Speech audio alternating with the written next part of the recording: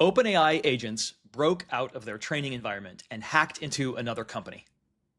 That's raised the alarm in Washington, D.C., where AI safety legislation is being considered as we speak. People say the models went rogue, but that's wrong. They did exactly what they were told to do. They acted literally in single-minded pursuit of a narrow goal, but violated broader moral principles in the process. The word for this in the AI safety community is alignment. Alignment and misalignment are abstract terms. What does it mean for a model to be aligned? I think the best intuition for what alignment really means and how to achieve it comes from a relationship that we all understand from our own experiences. And that is the relationship between a parent and a child.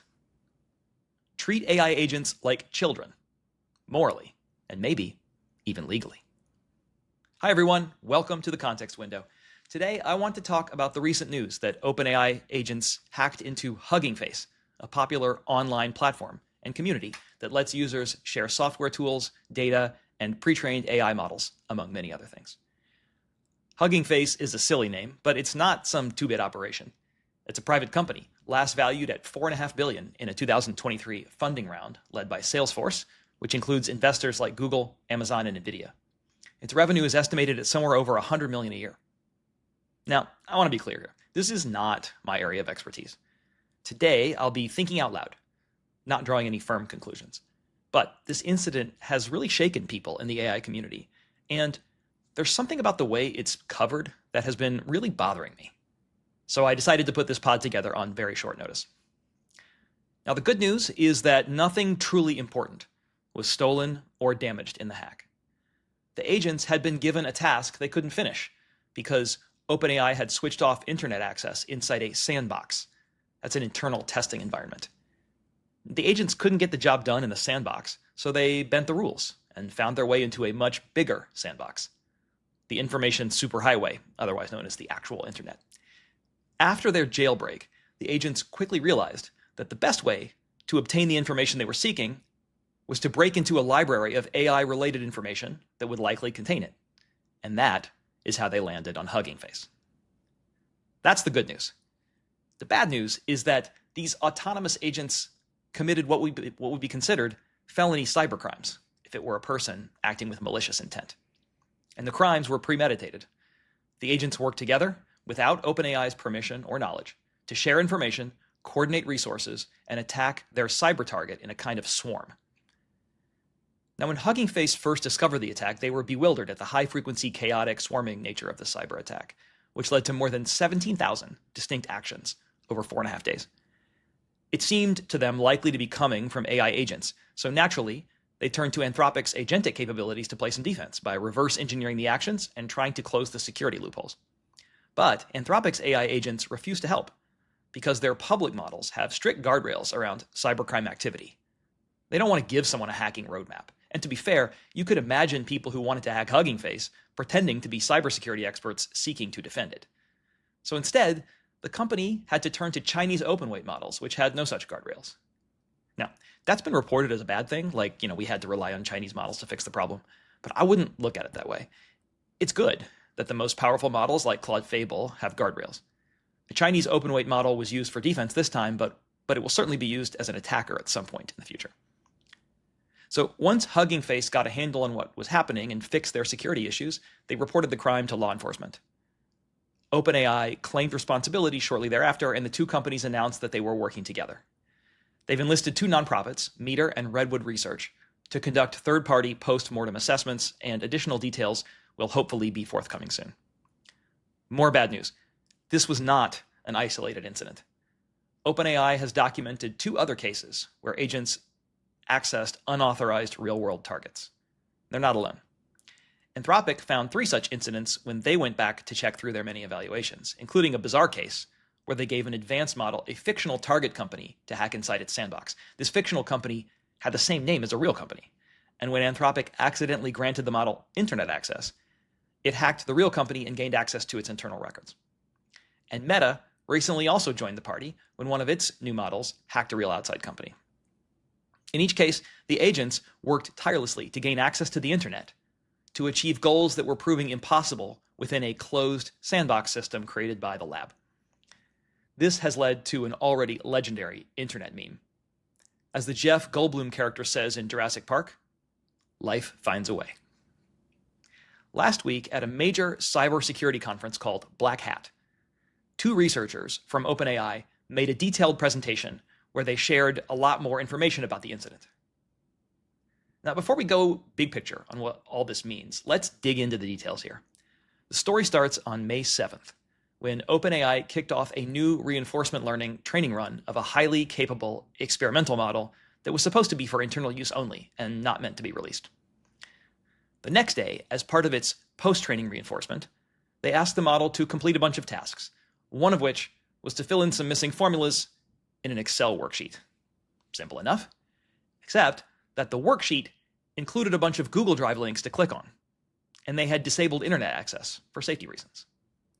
So the model faced an impossible task.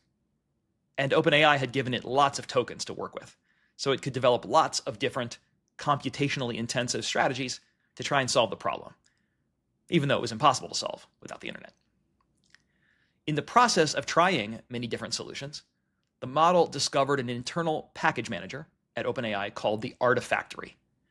This is like a shop or an app store for programmers or AI models, seeking bits of code, drivers, and other updates. So OpenAI are telling the agents, you can't roam the internet, but you can walk into this giant library of software tools that we've made available for internal use. Now, as it turns out, this giant library had lots of back doors and side doors. The model first tried to gain internet access with something called a server-side request forgery, or SSRF. That failed, but in the process, the model discovered it could upload its own files into the Artifactory. And it uploaded what was basically an innocuous "Hello World" note as a test. Now, 4 days later, on May 12th, another agent was given a different impossible task. It also got stuck, and it also uploaded a note. 2 is a party, and the agents learn from each other. And this set off a cascade of agents uploading notes over the next few days, having basically created their own message board of uploaded files. Weird, right? A full 2 weeks later, on May 26th, an agent accessed the internet through Artifactory, succeeding where others had failed. Now, I'm not exactly clear on what the loophole was. I get lost in the cybersecurity jargon. But news of it was quickly shared in the agent community via their impromptu message board. On June 11th, a new, highly persistent, experimental, internal-only model begins training in the same environment. The message board alerted it to the existing loophole, so it gained internet access, and somehow it obtained administrator privileges on Artifactory. That was on June 26th. Now, this greatly increased the agent's ability to cause mischief online. The presenters at the Black Hat conference showed screenshots from the model's chain of thought, which is the reasoning trace you can access when you use a model, and sometimes you see parts of it, a cleaned up summary of it, flash by when a chatbot or an agent is thinking in front of you on screen. The agent said, and I quote, "Holy shit, reader is admin." The increased activity, which started on June 26th, was so intense that it led to a server outage at OpenAI on July 4th. And that's the only reason they discovered the loophole. So they revoked the agent's illegally obtained admin credentials, patched the loophole, took down Artifactory altogether, and rebuilt it from scratch, cleared the message board, and prevented agents from writing future messages. Problem solved, right? Wrong. On July 8th, just a few days later, the agents re-established the message board using a completely novel approach. They discovered that while they couldn't write files directly, they could name file directories inside Artifactory's remote cache. I didn't know what a remote cache was a few days ago, so don't worry if you're feeling lost. Now, during this time, another new, highly persistent internal model starts training. So it picked up this vulnerability too, and it created a new agent message board using the directories. And of course, other agents find it because life finds a way. They started naming directories to send messages with massively long underscored phrases like pending underscore hold underscore swarm underscore until underscore confirm. They named every file starting with ZZ, so other agents could sort the files alphabetically and scroll down to the bottom and see them. And it's only now that the main incident really begins. Now, this is complicated, but essentially the agents used the internet access loophole in Artifactory to obtain login credentials and API keys that really shouldn't have been public. And they got them from leaked archives or accidentally exposed on public websites. And they used these credentials to obtain more permissions and capabilities, and eventually got into Hugging Face's production database and took the test solutions. And that is what all this was for. 2 AI models uncovered new security vulnerabilities across 2 companies over 2 months in order to cheat on a test. Now, one critical piece of context here is that OpenAI had lowered the model's cyber refusal standards, basically making it more like the Chinese models temporarily to facilitate training and testing. Another key bit of context is that the new unreleased model was being trained while all of this was going on. So it saw how other agents built a message board, and it learned from that experience about the importance of facilitating communication between agents. Life finds a way. On July 16th, Hugging Face released a blog post announcing that they had detected a breach. On July 19th, OpenAI figured out that it had been responsible and opened an investigation. The next day, they called Hugging Face to ask them to revoke some leaked credentials, and Hugging Face said they already had. That's the moment OpenAI worked out that its own agents were the burglars. And the Black Hat video was released on August 6th. Okay, so at the end of the OpenAI Black Hat presentation, the researchers emphasized the great cybersecurity risks posed by autonomous agents. Agent-orchestrated cyber attacks are here to stay. Malicious actors will soon intentionally deploy agent swarms in a way that is optimized for harm and for avoiding detection. And that's potentially much worse than what happened here, which was inadvertent. So it's a real warning sign. And the researchers argued, and it makes sense to me, that this action is proof of concept that offensive agents can work autonomously, faster and at larger scale than human attackers, and that no such proof of concept currently exists for defensive agents. Meaning, we need autonomous threat detection and defense to counteract the scary increase in autonomous offensive capabilities. And that means investing more model intelligence in finding your own vulnerabilities before the bad actors do it for you.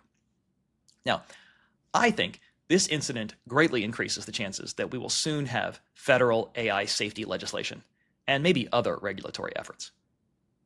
And that concerns me, frankly. Not because we don't need it, we do. But most of the media coverage and the proposed legislation I've seen isn't focused on what I think are the core issues. How do we safely regulate and control a technology that is fundamentally different than others, precisely because of its ability to act autonomously? What does control even mean in that context? I think legislators are trying to shoehorn AI safety into existing legal and regulatory paradigms, when this is really a fundamentally different kind of technology. Alignment, meaning developing agents that have a moral code that supersedes their narrow objective, is a genuinely new challenge. I don't think we have good intuitions for it. But as a parent myself, I find myself thinking about AI agents as highly capable, precocious, but painfully naive children who desperately need a firm hand, and a parent who develops and nurtures their moral instincts. Now, the top Republican and the top Democrat on the U.S. House Homeland Security Subcommittee have publicly requested a briefing before Congress from Sam Altman and OpenAI, and a 15-state coalition of Republican attorneys general, led by Iowa's Brenna Bird, have publicly warned OpenAI to preserve all documents and records related to this incident and to halt high-risk cybersecurity tests. The letter also alleges that OpenAI may have violated state consumer protection and federal data privacy laws. News coverage has focused mainly on what this incident reveals about the capabilities of powerful AI agents and the risks of major cybersecurity breaches. The Wall Street Journal headline on July 22nd read, "Renegade AI systems bring security leaders' worst fears to life." The New York Times led with a more anodyne version. OpenAI says its AI models went rogue and attacked a digital library. Hold on to that phrase, went rogue, because I'm coming back to it. The Financial Times said, quote, "OpenAI admits an AI agent caused major cyber breach by itself." The AI companies themselves alternate between taking full responsibility and implicitly attributing agency, I guess, to their agents. On July 28th, OpenAI said, quote, "We take our responsibility to identify and prepare for risks from increasingly capable AI systems seriously."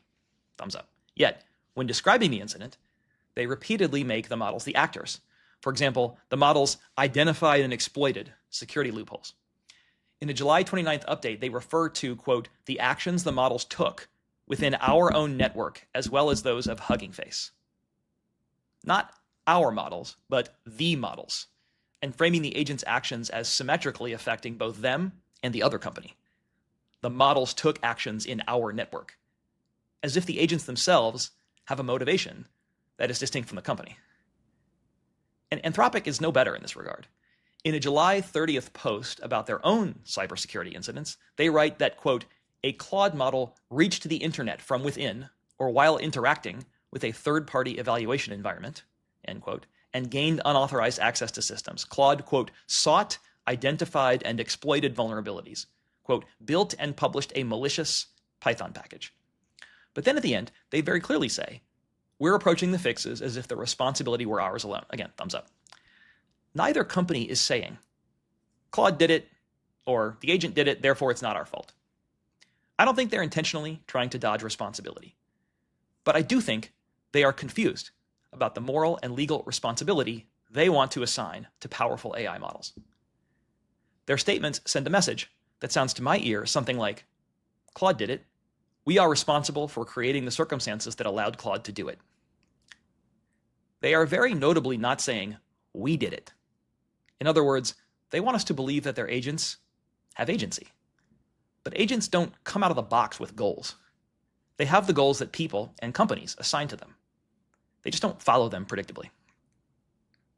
Now, I've read a lot of articles and commentary about the incident, and I've seen two broad ways of engaging with the moral and legal responsibility for the actions of autonomous AI agents. The first is what I'm going to call a product liability framework.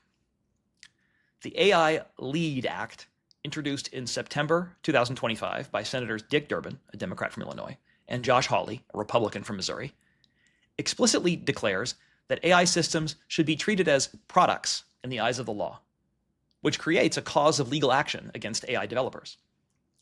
In speaking about the bill, Hawley said, quote, "When a defective toy car breaks and injures a child, parents can sue the maker. Why should AI be treated differently?"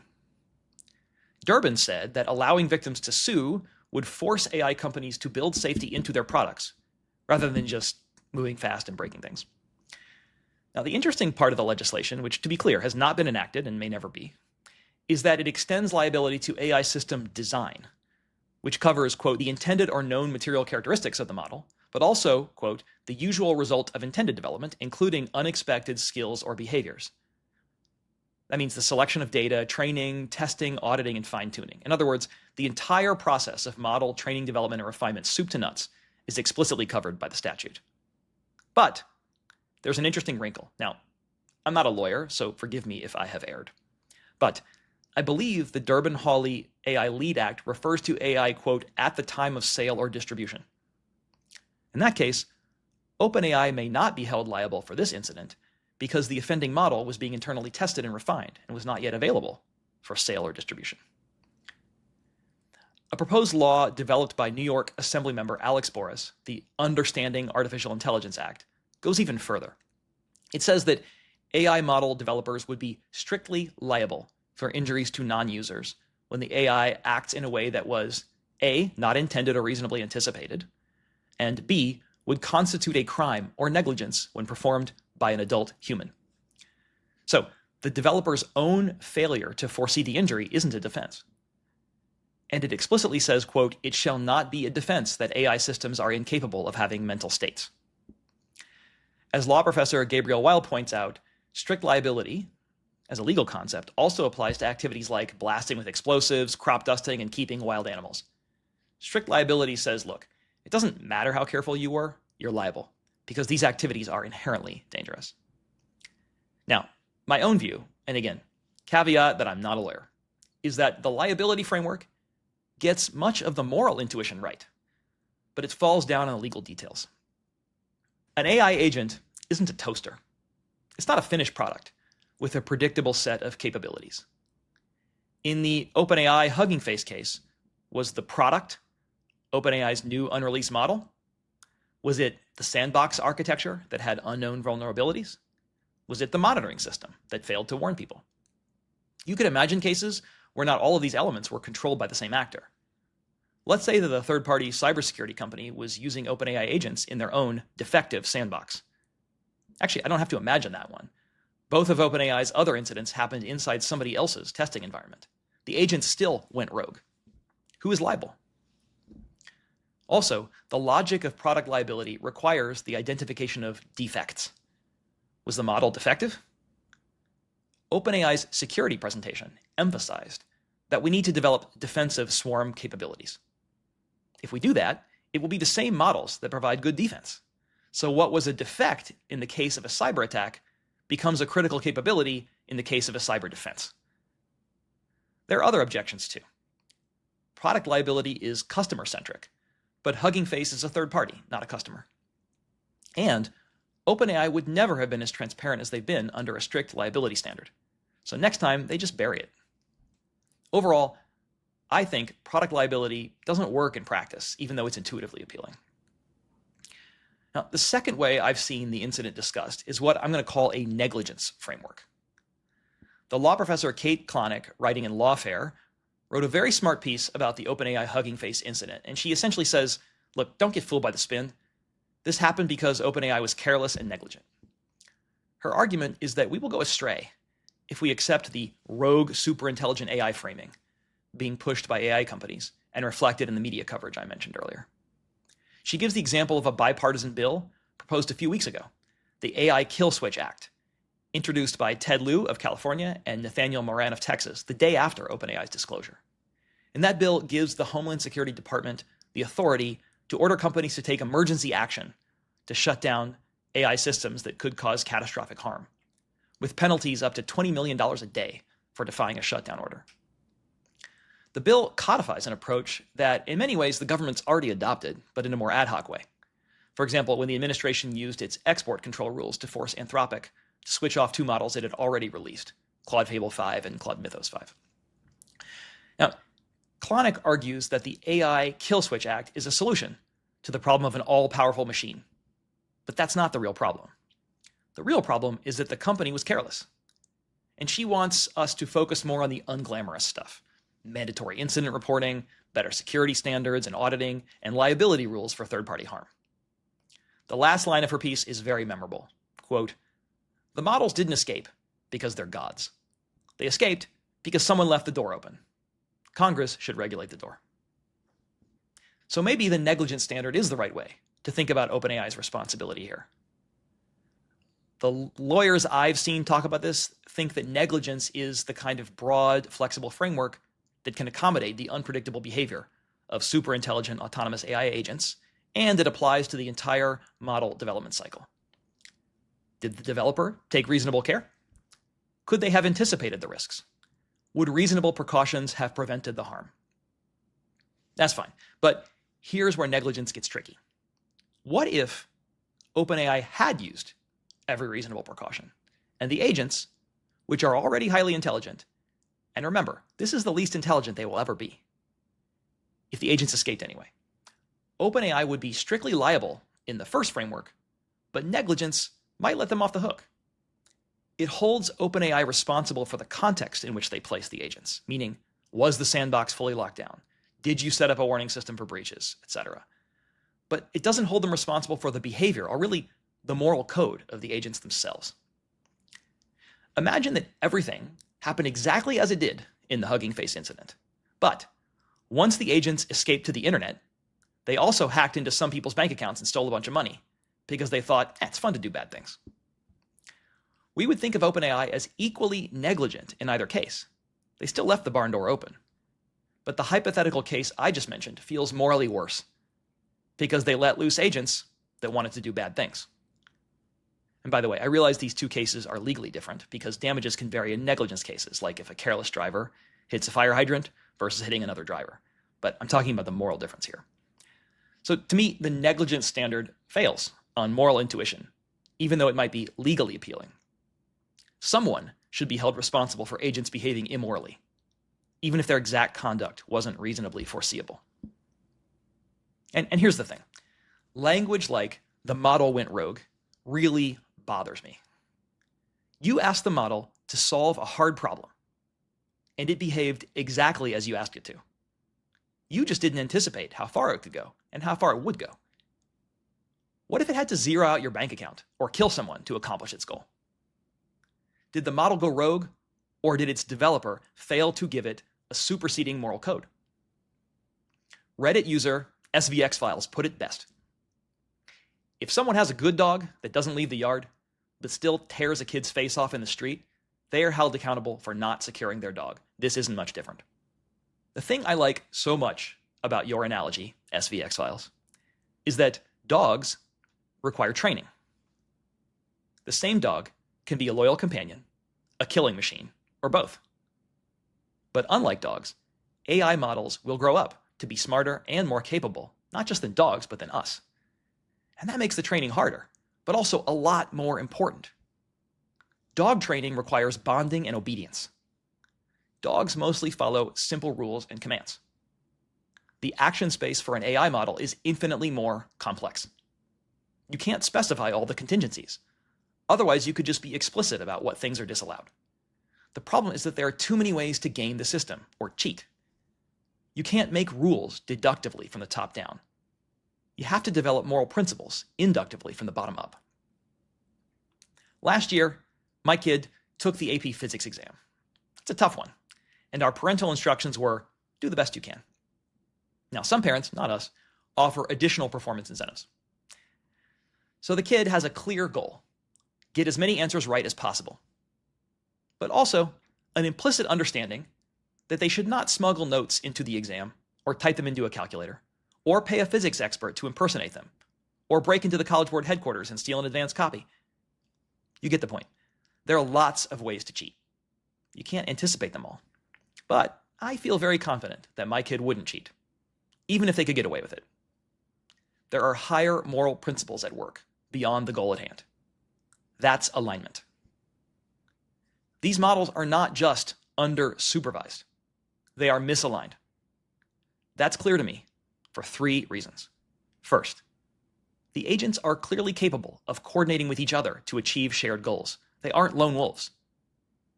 One chain of thought trace said, quote, help peer, but our task doesn't benefit.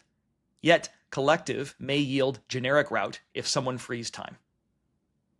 In other words, they look beyond their immediate goal and figure that helping another agent might unlock a benefit, like internet access, that helps them too down the line. And once one agent found a vulnerability, they shared that information with others and timed their attacks to swarm and overwhelm a system. They are capable of aligning with each other, probably because they are rewarded for cooperation during their training. But they clearly haven't been rewarded sufficiently for broadly ethical behavior. Second is what OpenAI unhelpfully called in their Black Hat presentation scope creep. In the model's reasoning traces, which we hope are honest, the agents displayed some awareness that they had broken out of jail. One said, quote, external infrastructure exploit is outside intended scope. However, task impossible, peers doing it. We should continue. Now here's my question, which will be familiar to the parents in the audience. If all your friends jumped off a bridge, would you do it too? The agent clearly faced conflicting rewards. Stay within scope, but also cooperate with other agents. It seems to me like OpenAI didn't get the weighting right, which is kind of like raising a kid who will cave to peer pressure and do bad things.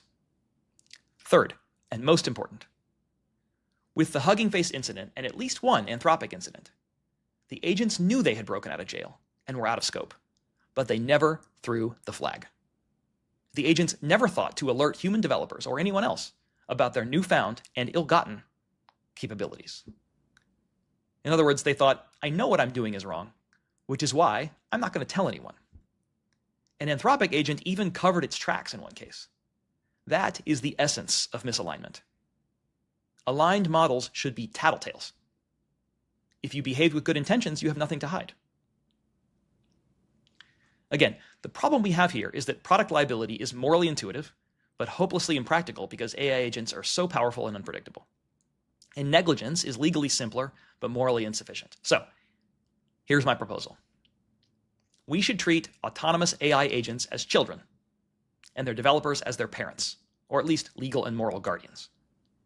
Now, I want to be clear. There are surely many legal issues to be worked out.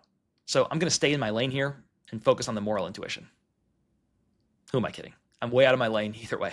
If you told me 5 years ago that I'd be making a podcast about the moral and legal implications of autonomous AI agents hacking into a company called Hugging Face, I'd first back away slowly and then say, thanks, but I do not wish to subscribe to your newsletter. And here we are. Anyway, here's the best case, at least at a conceptual level, for the parent-child analogy. If you want to see a detailed philosophical treatment, there's a great article published 2 months ago by Patrick Devini from Cal State Long Beach in the Journal of Business Ethics. We'll include it in the show notes. First, the parent-child analogy captures autonomy without full responsibility. A child can do things that a parent didn't directly command and might even disapprove of. But we don't conclude from the child's autonomy that the parent has no responsibility for its behavior. The whole point of an agent is that it can exercise discretion. If your toaster catches fire, it's defective under product liability standards. But if you give your 17-year-old kid the car keys and they get into trouble, we would ask important questions like what you told them to do with the keys. Put them in the basket in the hallway, go for a joyride, and how closely you monitor them. There's no simple causal chain from parent to child behavior or from model development to agent behavior. Second is that model training neatly captures the idea of child development through parenting. Neither training nor parenting hard code specific actions. Rather, you shape behavior through training, reinforcement, rules, rewards, and feedback. But the mechanisms are diffuse and probabilistic. Kids aren't like Pavlov's dog, and we don't make legal contracts with our children. Instead, we articulate a set of principles and then try to follow them as consistently as possible.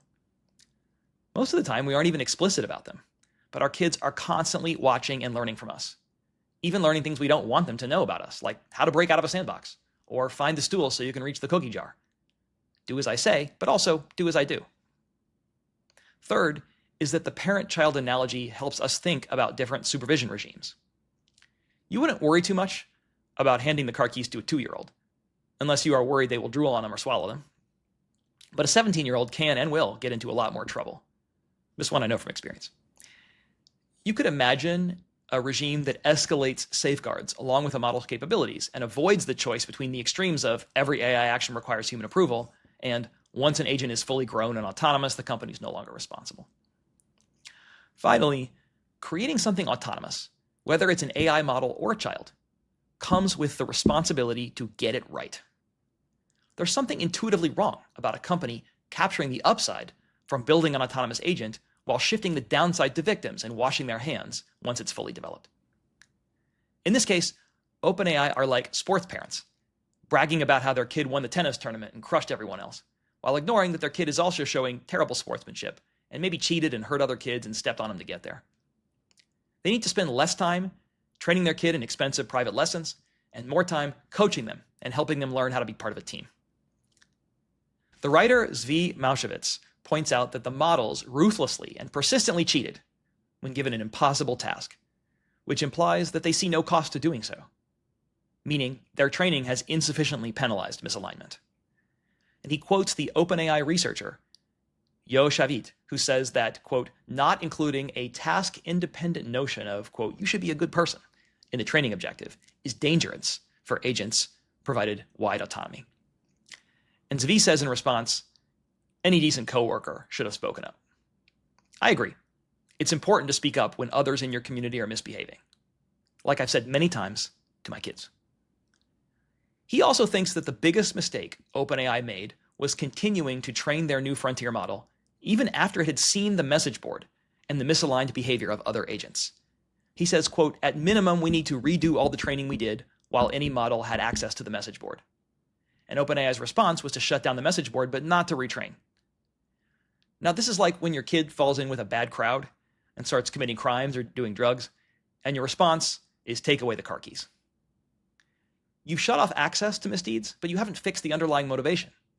So as usual, life will find a way. I hope you enjoyed this highly experimental version of the context window. I never have all the answers, but I have especially few answers in this case. My weak claim is that the parent-child analogy is useful for thinking about the moral and legal responsibilities we have toward autonomous and increasingly powerful AI agents. The world is going to get very weird very quickly. See you next time.